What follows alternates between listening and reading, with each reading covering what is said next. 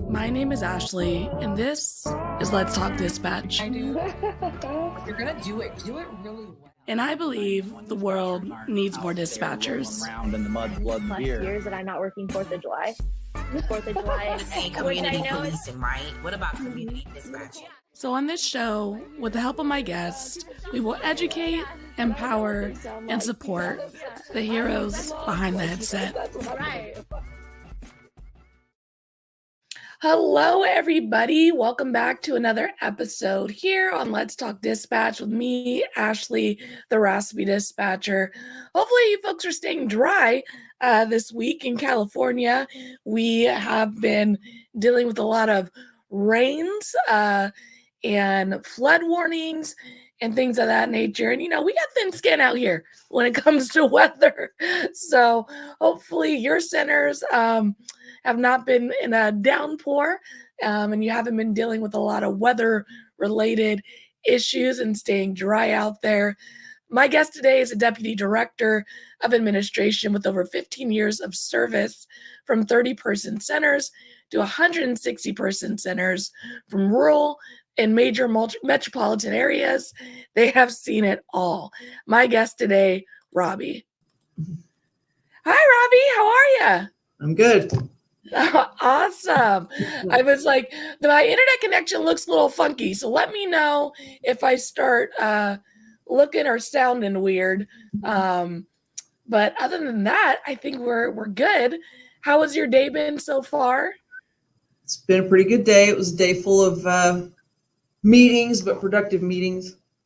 Yeah, there's So not meetings effective. that just, you just meet, and then there's meetings that you actually do stuff. So this was doing stuff. Right? There's those, what do they call those meetings? I could have been an email, not a full day of those. Yes. Oh my gosh. Well, tell us a little bit about yourself and how you got into public safety. Oh, wow. Well, I'm married to a retired law enforcement. He retired as a commander of a HIDA drug task force in New Mexico, where I'm from. And I mean, I'm married into public safety. Okay. So I'm related by marriage to my public safety and how I got here. But, no, when we got married, he was in the Navy and, that took us out to San Diego. So yay, Sunny D. I lived out in California for a while. San Diego, gorgeous. Yeah. Yeah, I liked it. I kind of cried when we moved back to New Mexico because I had no burn off. I had no salt air. I loved my house. It had no air conditioner or heater. It just had really tall windows from the floor to the ceiling. So if you got hot, you opened windows. And if you got cold, you closed them. And that's just how we... That's California for you, man. Let me tell you. It was great. Anyway, when he got out of the Navy, so he was damage control aboard the Ranger. So firefighting was kind of a thing that he did, but he was either going to be a firefighter or an officer. And so he applied to both back in our home state of New Mexico. And he said, whoever calls me first, that's where I'm going. So Carlsbad PD called him first. And we went back to New Mexico and started our public safety life. So I would just like everybody to know that had the firefighters, had the fire department called him first, I might have just only known dispatching fire, So, oh my God, that's how that went. Anyway, and I wanted to dispatch back then when he went to work for Carlsbad PD in New Mexico. I wanted to dispatch them, but back in the day, which was a Wednesday, by the way, if you're a Dane Cook fan, if you were married dispatchers, married officers, you could work there together, but you had to work opposite shifts. You couldn't work the same shift.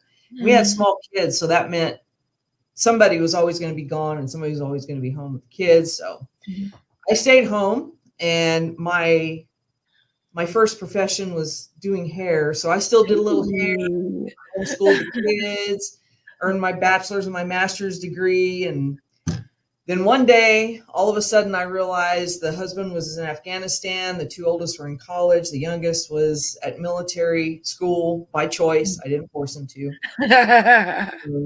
And there was this ad in the Carlsbad Current Argus for Eddy County Sheriff's Office needing dispatchers. And I looked around my empty house. I'm like, I'm going to do it. Awesome. So I did. And I was 42 at the time. I started at 42. Wow. And I'm thinking, looking back on it now, there was probably a lot of people that expected me not to stay or not to be any good or like it or whatever because the age, but I'm still here. So yeah, that's kind of how all that started. I literally married into it. So That's amazing. I bet you were probably like, well, you Carlsbad called. Are you sure you don't want to wait maybe a little longer to see it? You know, he You applied. know? He applied in California, but their post process and they wouldn't pay you while you were going to Yeah. academy and stuff like that. It's like, well, it's too long. We can't do that. So anyway, I suppose if that would have gone through, we'd still be in California probably. Yeah. Well, everything happens for a reason. Sounds like you ended up right where you needed to be. I think that's amazing. And I think one of the questions I do get often is the question of, can I start this job young? And can I start this job when I'm wiser? You know what I mean? Like, Yep. I've had people who are like, I'm a teacher now and I've been doing that for 30 years and like I want to pivot, and could I come in as someone who's already been in the working field for so long and make this change, and someone who started this job at 42? What would you say to people who are thinking about diving into this type of field at a later time in their life? Well,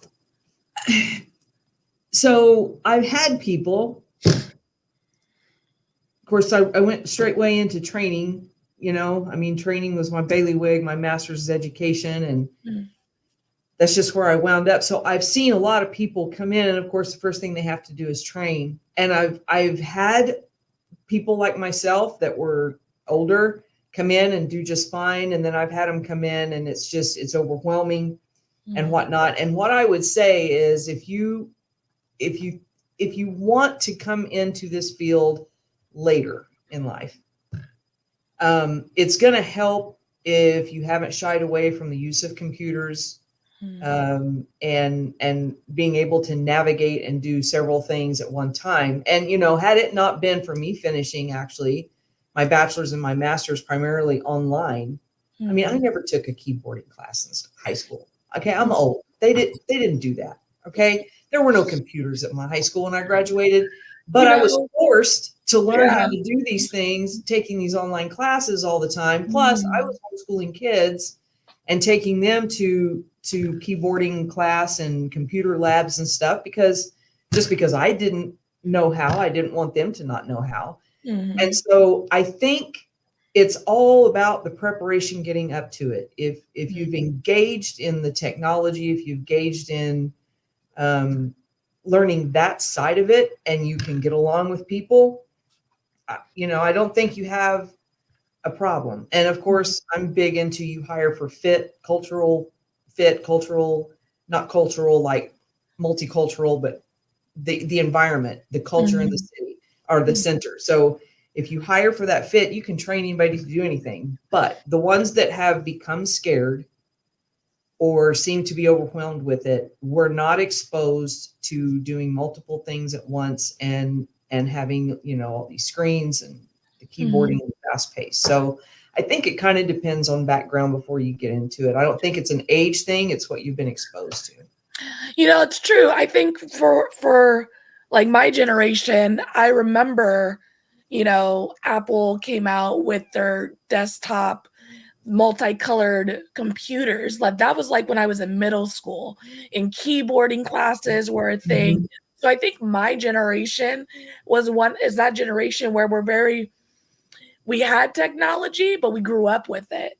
Whereas like my nieces and nephews now, they're like weird tech. Like it's been forever.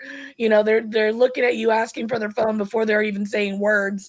So there's this perception, I think, probably starting with my generation, that tech was always around. And when you grew up without it, like And for you coming into dispatch at the age you did, maybe didn't have to deal with it. But I've talked to folks who are just like, I learned to dispatch on paper and pens and cards, and I freak out when I hear that. I'm like, I could never believe that we did this job without technology. Well, even when I started, my first CAD was an AS400. Oh my gosh. I mean, you could literally erase anything you wanted to 5 days after you wrote it if you wanted. I mean, it was terrible. And in fact, one of the questions you sent me was like remembering service calls. And I will tell you, my AS400 introduced me to the world's best call on my first night working solo. Oh my because gosh. It was such a piece of garbage. And then you had this dot matrix printer over here that was so freaking loud. Oh my you God. couldn't even hear the radio or the phone. We had a plexiglass lid that went down over it. So because when you were printing out all the warrant packets, it's like, and it's over there making all of its noise. And it wasn't a wireless headset. I was tethered, and we were using desk mics, and I had a big radio console over here. You were manually like pushing in tones. Now we were, and I'm just kind of jumping ahead of myself, I guess, but we were consolidated on paper. Mm. But we had not consolidated yet. And the technology was coming. It was there. It's just, I started at the SO with a 2-seater. We were stuck back in what I called a closet. It was a closet with a bathroom, 2 seats. And so everything was old. It was ancient. The new stuff was coming, but we weren't there yet. And so I did some pen and paper stuff, and I got right in on the tail end of the horror stories that you hear, like the old timers talk about, Yeah, so yeah. I had a little bit of that before it transitioned over. Oh my gosh. So you didn't fight it too hard. You were just like, come on, we've been waiting for this. We need this. It's like, what are we doing on this AS400? Even me, I know. I mean, Windows, hello, we got the technology. Let's do something. So. Yeah. A little dial-up internet. Didn't have the cloud back then, but Yeah. Right. We were a secondary PSAP, and so I laugh when I teach classes and talk to them, and they're like, "Oh, well, the internet here is so slow," and I'm like, "Just hush."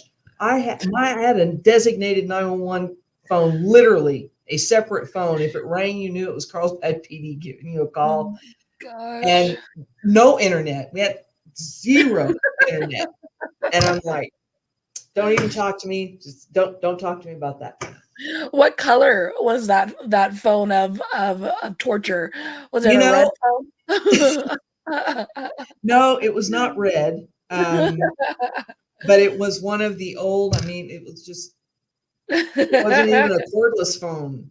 Like, not even a cordless phone. It was like a regular.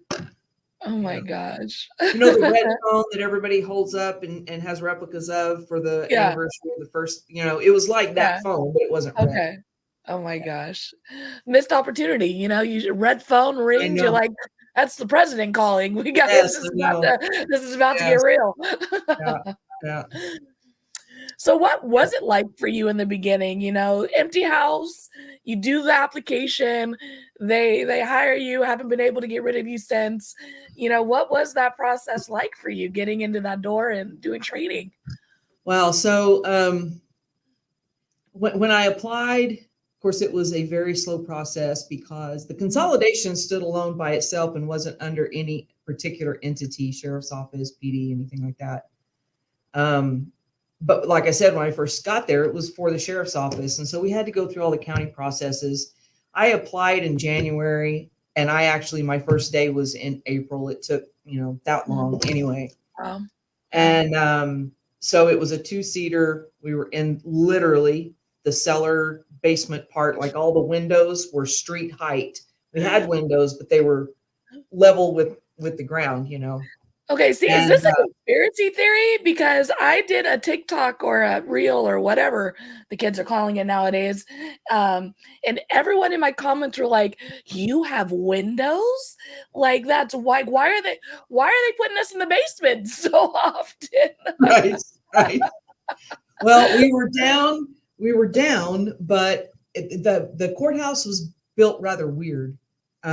So it didn't look like you were coming in and going downward when you came in, because you walked in ground floor and you didn't really have stairs or anything, but it kind of sloped. I don't know how to really explain that, but you did wind up going down. And so you were kind of in, and we had ghosts, you know, because one of the sheriffs killed themselves and that was his office. You know, there was all kinds of stuff going on, you know. So anyway, I don't really believe in ghosts. I mean, it's lights in there. Yeah, we had ghosts, you know. I'm just gonna keep rolling through that. It was just an old building and weird things happen all the time. But we had a haunted stapler that would go off in the middle of the night. One of the highest tech things we had was electric staplers, and it would go off in the middle of the night with nobody touching it, you know. So oh my, no. Notice there. Nope. Bye. So, yeah. So that AS400, that plexiglass, the telephone radio, I mean, it was primitive what I started on, but you know, I wouldn't give that for anything though, because watching the progression and coming through it does give you a vantage point of not just change and helping people go through further change that they're going through now and as technology advances or whatever. But it gives me a very broad range of people when there are older people that are starting or coming in from other agencies or whatever. I kind of have a camaraderie across a large range of veterans, I guess I should say, you know, because I did experience some of that. It was very short-lived, maybe 11, 12 months before we consolidated, but enough to know and have an understanding of how good we have it right now. So yeah, I think even like with, you know, 911's birthday, I mean, every year, you know, that it comes up, it's just like 56 years since the first 911 call. Like, that's nothing. That's, you know, I'm 33, you know, and you started this at 42. I mean, 911 is it's barely got a neck, you know, it's an infant.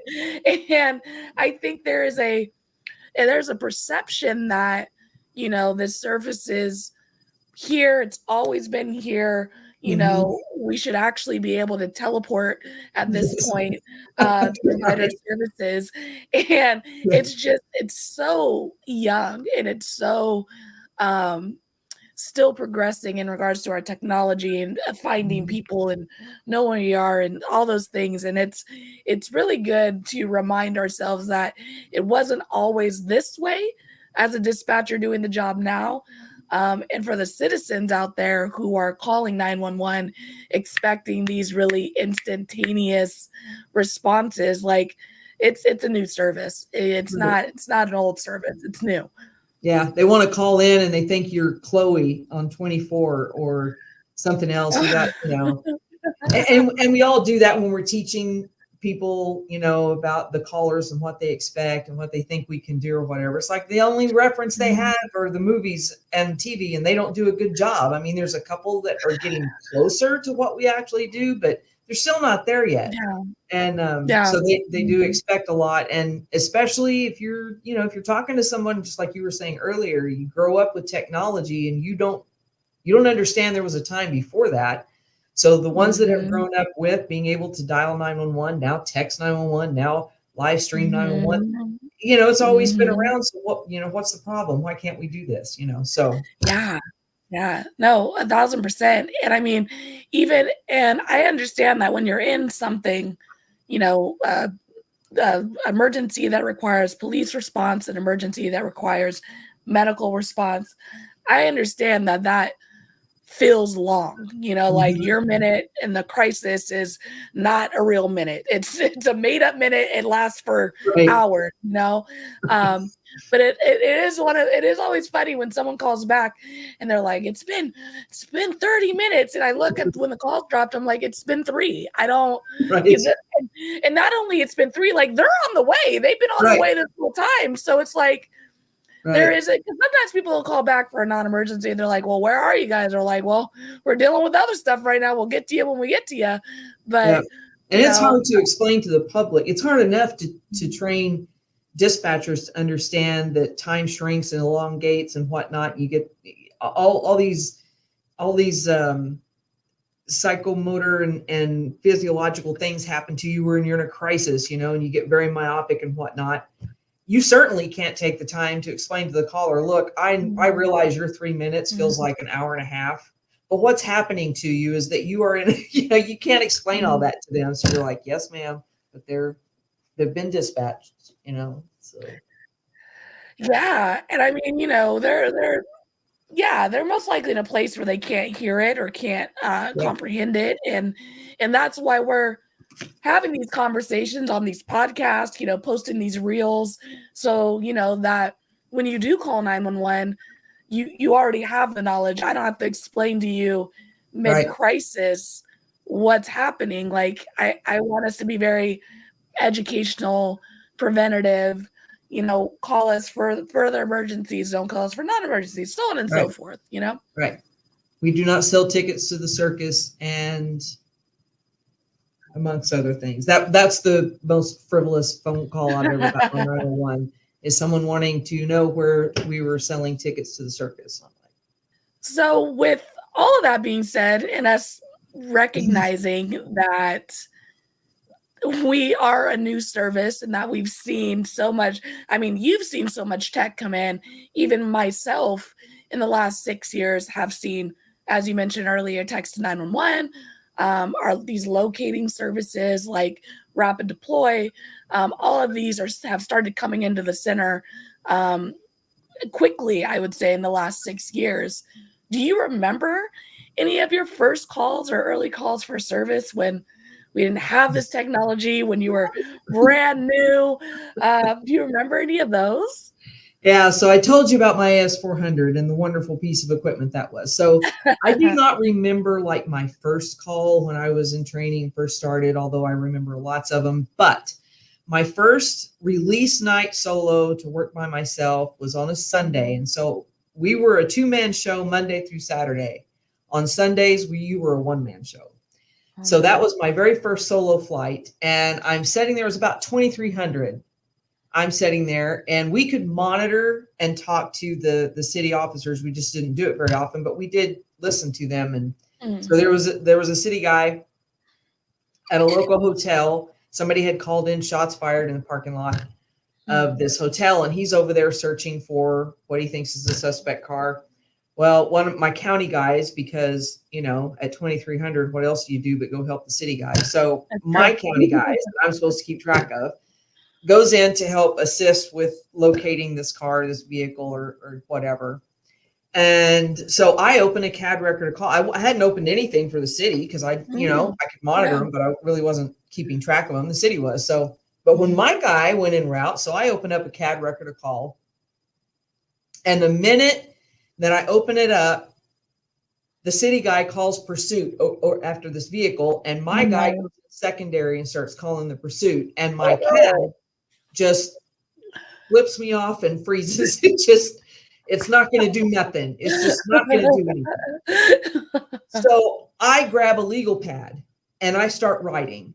Oh no. And he's calling this pursuit. I'm echoing back. I'm writing everything down. And this turns into like a 22-minute series of shenanigans by this guy driving this truck. He was going in and out from the city to the county. He had established kind of this little route, and apparently he was very mad at some people that lived in a certain neighborhood going into the city. He was shooting at the cops out of the truck. He was shooting at these houses going in this route. I even had an officer, he'll kill me if I say his name out loud, I'm going to anyway, because now he's a municipal judge, Kelly Calicote. He hears this because he's at a car wash on the corner of one of these streets that this guy was coming back into town. He's in his civvies off duty washing his unit. He goes you want me to throw spike strips? I'm like, yes, probably. I mean, it's been 22 minutes. Let's do it. Anyway, but this guy outdoes the strips. He gets around barricades. He's wreaking havoc. We even called out a sniper. They were just going to try to take him out. But I mean, he was coming into town, you know? Yeah. So they finally decided they were going to do something that actually was basically against the law in New Mexico at that time because of the Safe Pursuit Act. And they were going to do a pit maneuver. Okay. I was like, we're not pitting. Yeah. But I know that's been going out more. Yeah. But So they set this up and they execute it. But the last thing I hear is Deputy Castro over the radio. He goes, 10-3, 1055, which is, clear the air, call me an ambulance, officer down. Well, when he clears the air, I can't talk to him anymore. So I'm sitting there. That's the last thing that I hear. Yeah. And it was the first time that I'd gotten any kind of a break. So I called my supervisor and I'm like, yeah, I just took this call. It lasted forever.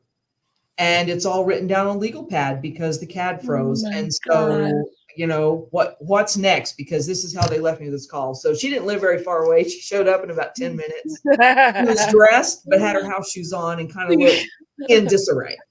And so she comes in, she goes, "Are you okay?" And I'm like, "I'm fine, but here's my call." And it's on a legal pad. Yeah. And so about that time, Deputy Castro calls me and he said, Deputy Leos is fine. He is on the way to the hospital for a laceration, but he said, "Let me tell you what happened." Yeah. He said about the time Deputy Leos performed his pit maneuver, the guy in the truck that they were chasing shot himself. Oh, Deputy Leos thought he was shooting at him, so he rolled out of the car. And everybody watching thought the guy had shot Deputy Leos and he had fallen out of the car. So that's why they called the man down. The car sometimes like turns towards you, Yep. So it's like all those, like that perfect. Yep. Wow. Oh my Yeah. God. So everything was happening at once. Anyway, everything was okay. I had to back enter that whole call into that stupid CAD, but I did get a commendation for it. Because when they went back to listen to all the recordings, I had missed nothing and all my times were right. So I was like, yes. I figured if I could get through that, the rest of my career was going to be cake. You said, for a reminder for people, that was your first night solo? Yes. And the other call, wild. The other call that I vividly remember was also a pursuit, but it was because my husband was the deputy on the other end. And he had to go 36 miles from Artesia, New Mexico to Roswell, New Mexico, about 100 miles an hour plus pursuit, northbound and southbound lanes. I was the dispatcher and he was the guy in pursuit. I have that recording. We play it for each other every now and then. And we're like, because I give him a hard time. He got a commendation for that one for being, calm and collected under pressure. I got nothing for listening to my husband drive 100 plus miles an hour in the wrong direction for 36 minutes. Oh my gosh. Yeah. I mean, that's tough. I mean, I just had to unpack all your stories right here. Yeah. Your first night solo, you have someone shooting at your officers, like, period. Like, that's wild. Sprinkle in on top, you're playing with other agencies. So I don't know, you said you guys could listen in on their stuff too, right? So I imagine you're listening to their radio traffic, you're listening to your guys' radio traffic. And depending, it's easier when you know your people, right? Like you know their cadence, the way they sound. It's easier to understand them. And then there's a stranger talking as well. So you're dealing with that aspect. They're in pursuit, so they're at high speeds. They're, they're not great. They're two hands on the wheel, trying to voice, trying to call out, trying not to crash, so on and so forth. And to top it all off, you're in the center alone.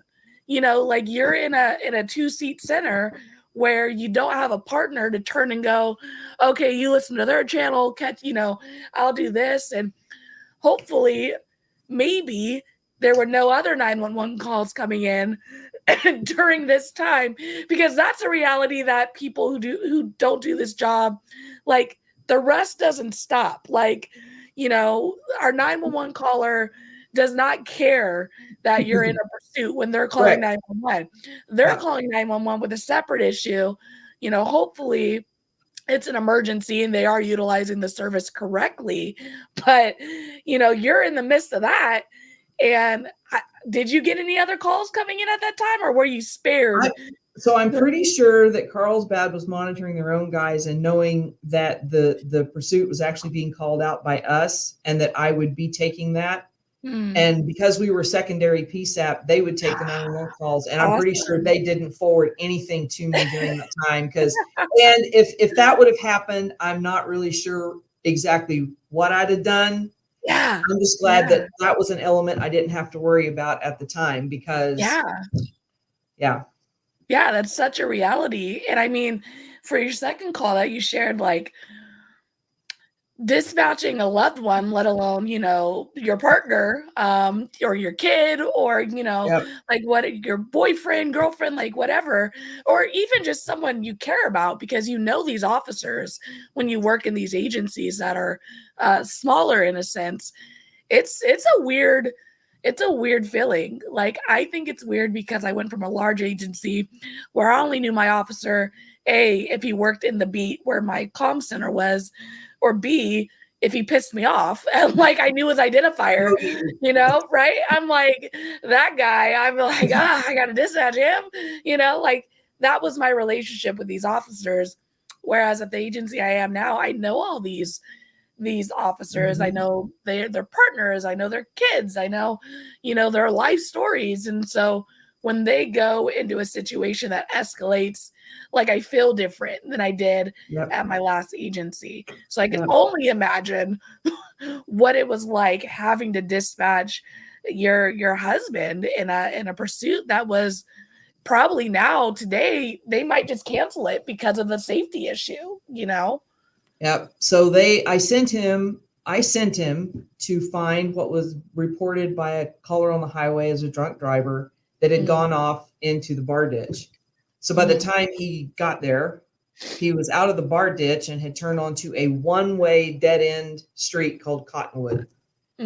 So he was going to follow him down and take care of it. So he did follow him down. He called out. He goes, "I've got him. I'm, approaching the vehicle." Well, the guy took off. He's like, and he's taken off Central. And I'm like, oh, goody. So here we go. And we're going down Cottonwood. And I knew the highway was coming up. I mean, I was watching the map. I knew highway was coming up. But I didn't know that this guy was going to go northbound on the southbound lanes. And so when he did, I was like, well, shoot, here goes James going. I mean, because he had to follow him. And I have his dash cam to this, and then I have the radio audio from the center, and we've got it kind of timed together where we can watch it. But he was having to scoot over so the oncoming traffic could see him and know to move over, and then come back behind him. And he was all over the place. And after I wasn't nearly as shaky handling the call. We just went through it like any other pursuit. But when I watched his dash cam, I was like, oh my gosh. Yeah. And I think that's what, like one of the questions you get asked a lot through this process is like, what would you do if you took a 911 call from a loved one?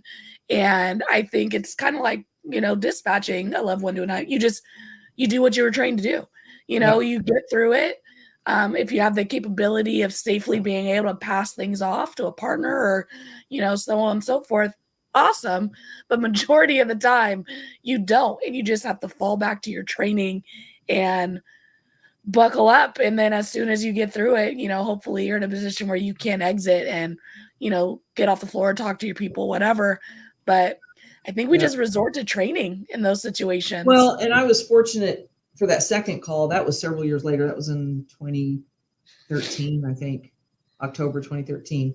I was working with a partner, and because we had to coordinate with the next jurisdiction, hey, we're coming into your jurisdiction rolling hot, so I mean, help us out, throw some spikes, do something. Anyway, so she was able to take that part and the rest of the traffic, so I could just, so on that call, it was more in line of what we normally do and are trained to do. We're talking to one another, and they're taking care of stuff, so you can take care of this. So it was, I mean, as far as what it was, your sound. Let me see. I think my internet is being funny. Can you hear me? I can hear you. Oh, you're back. Okay. This internet is going to be terrible today. I don't know what you heard last, but I know you were, let's start. We were saying that she could take the traffic. You were able to focus on your pursuit. Right. So at that point we were consolidated, and I had a partner that could take the rest of the radio traffic, because I was actually working the EMS console, but I also had SO for whatever reason that night. I do not remember why. But so she could take all the EMS fire stuff, so I could just concentrate on this one channel. Plus she was talking to Chaves County on the phone about this pursuit and whatnot. So it was more in line of what we're trained to do as far as situational awareness and being able to pass some stuff off to somebody else and that kind of thing. So it was for the kind of call it was textbook perfect as far as just how we worked it. But I will always remember that one. I bet. Well, since you're so close to Roswell, I have to ask, alien calls? You got any alien calls out there? Oh yes. So funny you should ask that. My daughter, after I became director there, my daughter came to work for us. I recused myself from the hiring process. I would like the world to know that. They hired her. I did not. Anyway, but she took this call one time from a guy. It was actually, he called a couple of times and would hang up, when she would answer. So she called him back and she's like, "Sir, do you have an emergency?" Mm-hmm. And he said, "Yes, the aliens have landed." And she knew, she's like, "Yes, sir. And can you give me your location?" And it was just it's one of those calls.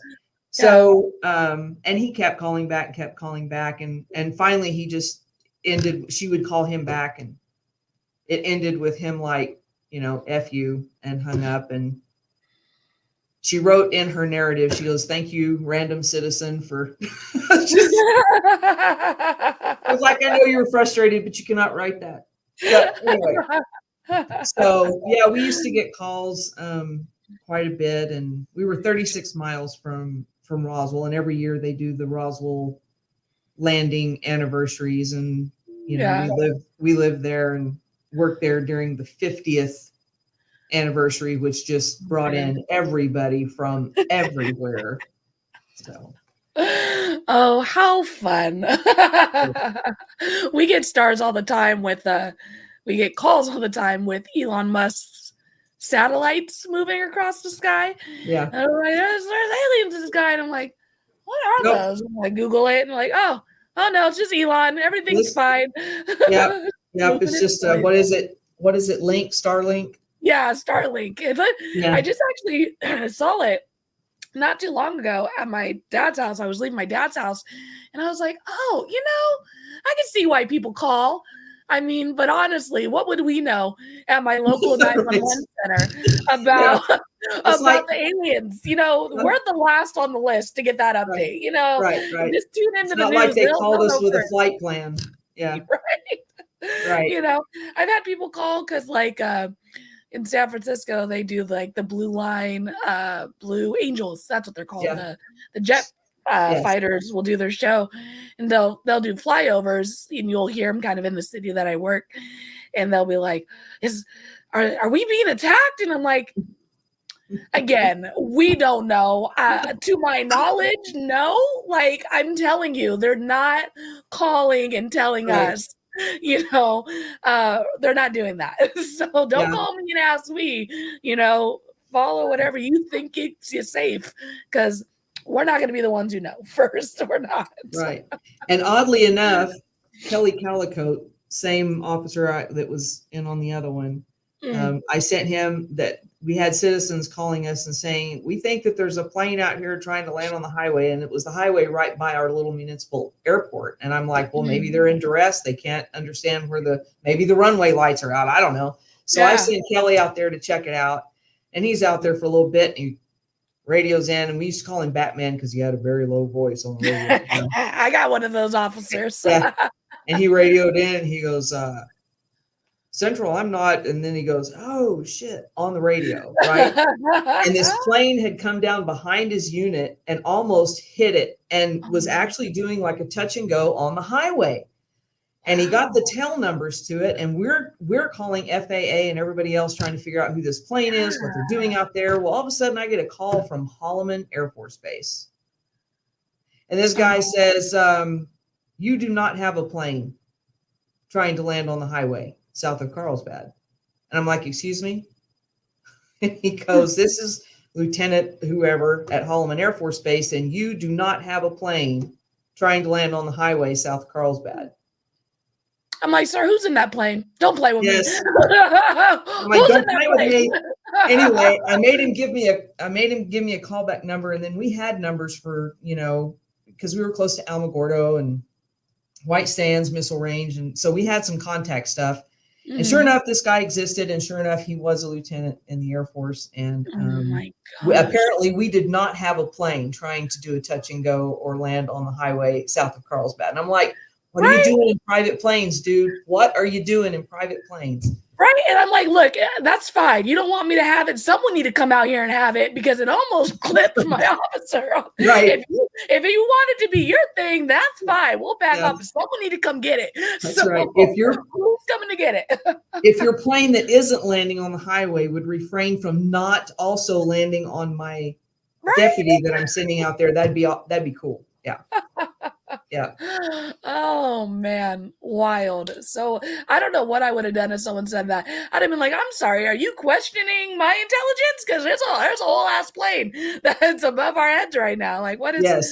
Oh my gosh. But we used to get all kinds of calls like that because the airstrip in Roswell still is one of the longest strips in the United States, because it was an Air Force base at one time. And it's one of the alternate places like Air Force One can land and whatnot. And they do some training up there that they don't want anybody to know about.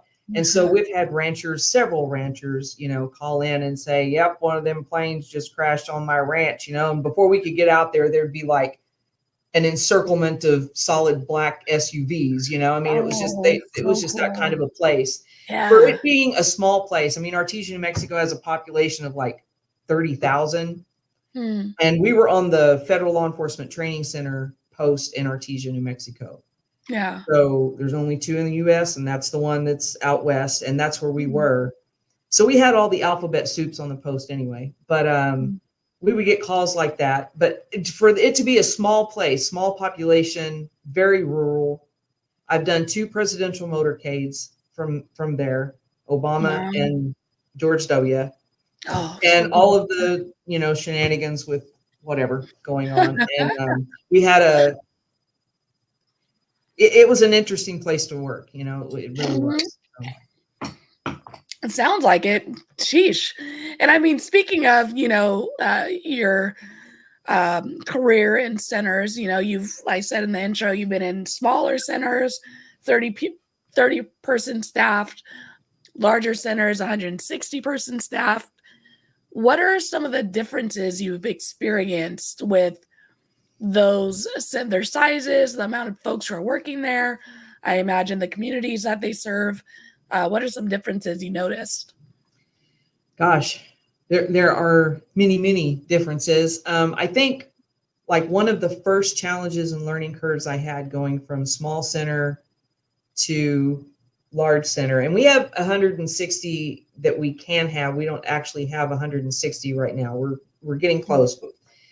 I think it was learning everyone's names and remembering that many faces and names that I feel like I should have known, better. And trust me, I've botched several, right? There's still a couple of people that I switch up, I get confused and that kind of thing. I've misspelled them.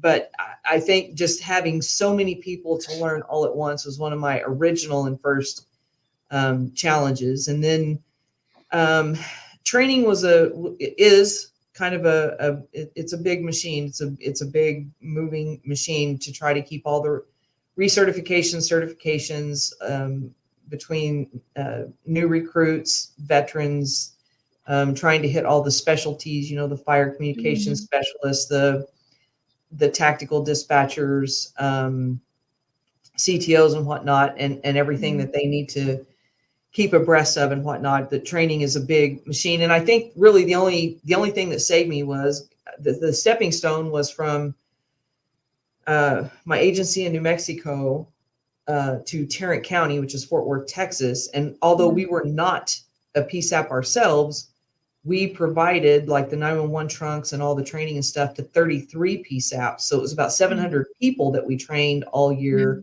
amongst all of Tarrant County and the surrounding areas. And then just we had people from even other states come to our training sometime. So I got a little bit ahead of the learning curve as far as keeping up with many, many classes and many, many students getting here via that route. But training, it is, you know, that was a change. And just the business of it. Marietta is a quarter the size of Eddy County with 10 times the population. 9 million calls. I mean, it's just, and I'm not taking the calls, but just that's just a lot of things to keep up with and concern yourself with as a deputy director. So, and another one of the biggest challenges didn't necessarily come from Cobb, the center, but just the governance of Cobb. So, like I said, my agency at home was a true standalone agency. We took care of all of our own HR, all of our own finances, payroll, vendors, IT, everything was right there in-house. We weren't tucked up underneath the Department of Public Safety or an agency like the Sheriff's Office or Police Department.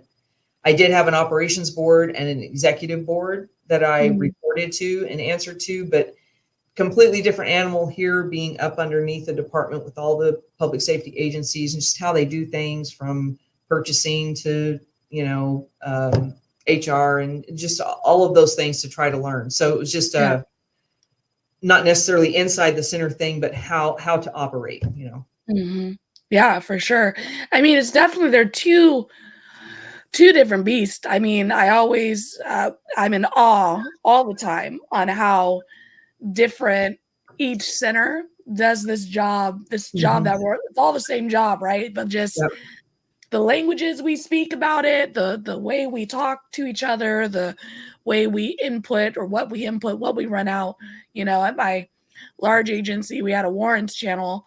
At my new agency, I am the warrants channel, you know, so just, you know, the level of situations that we have to deal with and come across depending on where you live. If you're in a rural, you know, setting, if you're in a setting that's impacted by weather, you know, there's just all these different ways to do this job that, you know, really makes it such a unique job, center to center, dispatcher to dispatcher.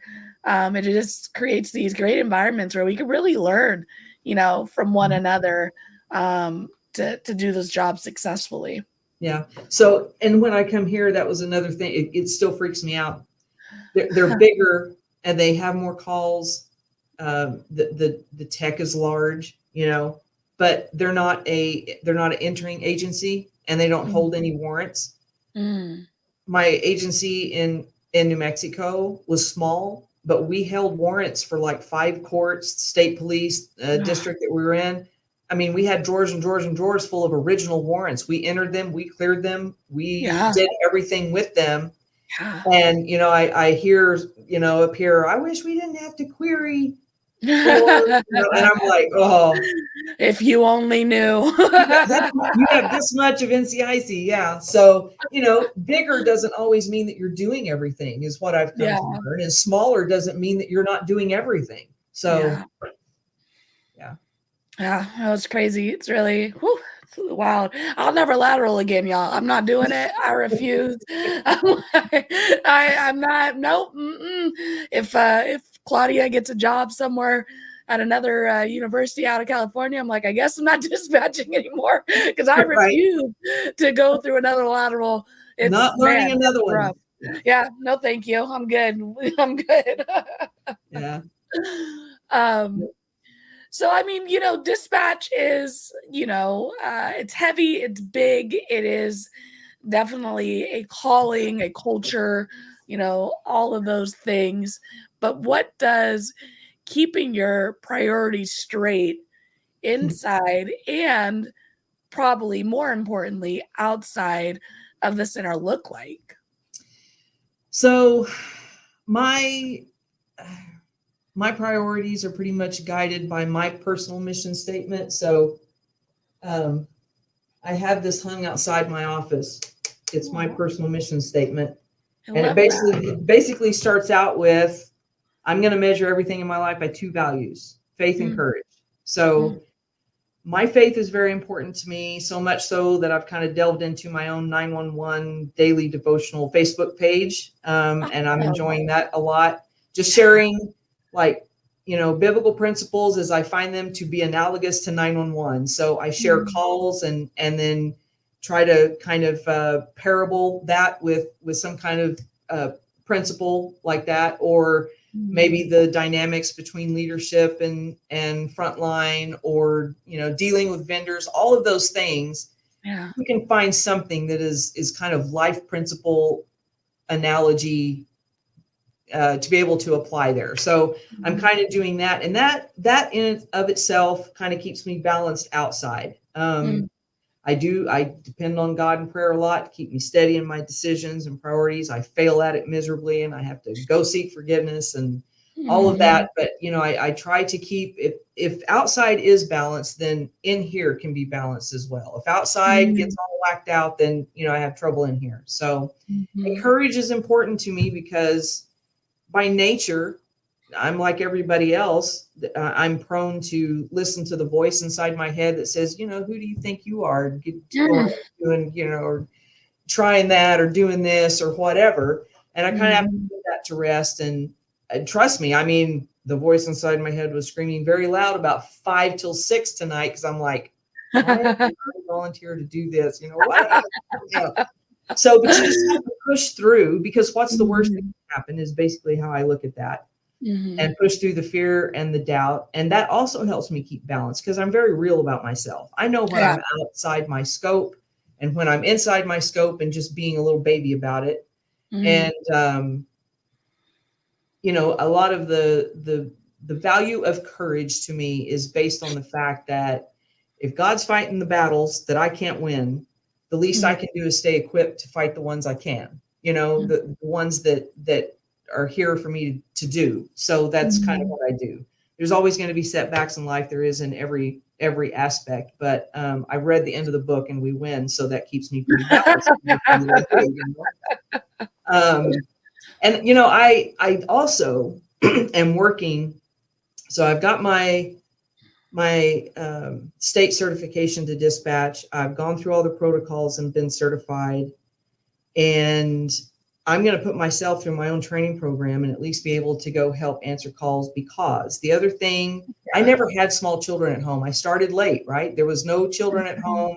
The husband was serving overseas at the time when I started. And so I became the overtime wizard, and I saw these young moms and these young dads who had families, and I would work for them at all the time, because you only get one shot to be with your kids, first this, first that, first something else, and all those things. So I would work for them, and even all the way up into director. I kept a cot in my office, and if I knew one of my people out there had a play or a ball game or whatever, I would speed sleep. I would take over. And I firmly believe you shouldn't ever go so high that you can't get down into the fray with the troops if you need to, and be part of a crew and do the thing that we're all here to do. That's the mission critical part, is on the front line. So I said all that to say this: part of my keeping my priorities, I'm working on being able to help those guys keep their priorities. And that just makes me feel good about, I never had to do that, but I've watched them struggle having to do that. And it's a shame, it's a shame that you have to choose. It's the nature of the beast, but it is a shame. And I don't want them to have to do that. So, yeah. And I think, we, in this line of work, we're our administration, our brass, our, however we identify with our supervisors in our centers, there's definitely a push for wellness, for balance, for I mean, we just had yoga come into our center the other day. So a bunch of officers taking off their belts and, going downward dog. So there's definitely a push, right? A push from the top that there is a focus on self-care, knowledge, and prioritizing the things we need to prioritize. And it goes a long way, Robbie, when your supervisor can lead with that example the way you're expressing that you do. Because I think a lot of times, when those things come down the pipeline, and we check the box and we say we did this thing for our people, but it isn't actually, it's not a culture in the center. It's not actually practiced. Like people feel that. People know when it feels icky, and you leading the way you do, I imagine is so appreciated by your folks, and knowing that you'll plug in and play, in the sand, it goes a long way for these folks who are answering calls for 12 hours, 10 hours of their shift, knowing that they can have a supervisor plug in. I mean, we got slammed the other day with my agency that I work. A firework went off in the area and everyone called 911 like it was gunshots. So, but we were two people in. We're small, and we were just getting railed with these 911 calls, and our supervisor plugged in and just started filtering calls with us. And like, even for something so insignificant as we're getting flooded with firework calls because people can't deal, them taking that initiative, we didn't ask, we didn't, we just did what we were supposed to do, and they still came out and on their own accord plugged in and helped, and then unplugged and went back to doing what they're supposed to be doing. And moments like that, it just goes a long way to helping the floor feel good. Well, and right now, if they do a all hands on deck and the message goes out or whatever, I mean, I'll run up there, but about all I can do is if we've gone to paper logs, be a runner. And if not, you need something to drink. Can I empty your trash? That's all I can do right now. And it make all things needed. Right. But what I really want to do is go up with my keyboard and my headset and be able to take some of the relief off. So as soon as I can get a CTO we've just been training so many people, just bam, bam, bam, bam, bam. Hiring has been great and training's been great, but I don't have anybody free that can set with me. And I'm going to have to do it a little bit at a time on the weekends because I can't, I do have primary duties I have to take care of. So it's going to be a longer road to hoe than just being able to set there shift after shift after shift and get it down. But I'm going to get it down because I just believe in that. It's really bothering me that I can't because I did it at home, in New Mexico. And it was part of my leadership DNA that I can sit down and say, okay, supervisor, what do you want me to do? And take my orders and do it, Yeah, that's awesome. Well, you're doing a lot of training right now in your center, right? Your folks are, bringing these new dispatchers into the fold, getting them on board with what you guys got going on over there. And what advice would you give someone who is considering a career as a dispatcher? So my advice for coming into dispatch really isn't too much different than the advice I would give to anybody going into any career. I realize it's a little bit different of animal, but I think the main advice really has nothing to do with the work. It has to do with you. So, stay true to who you are and what you believe, because it's very easy to let this job change you and become jaded or lose the love of the other things you like to do, because it's just it does take all of you. It takes all of you to get this job done. And everything in life is a trade-off. So every goal you meet and everything that you endeavor to do, you trade a part of yourself to do that. So understand what that trade-off is. And when the trade-off becomes out of whack, that you're having to trade off pieces of yourself more than what you're getting from it, just recognize that happens, and you need to either have that break, or you need to go back and enjoy things in your private life. Like I said, if out there is imbalance and good, then in here is more manageable. But if you have no point of refuge, right?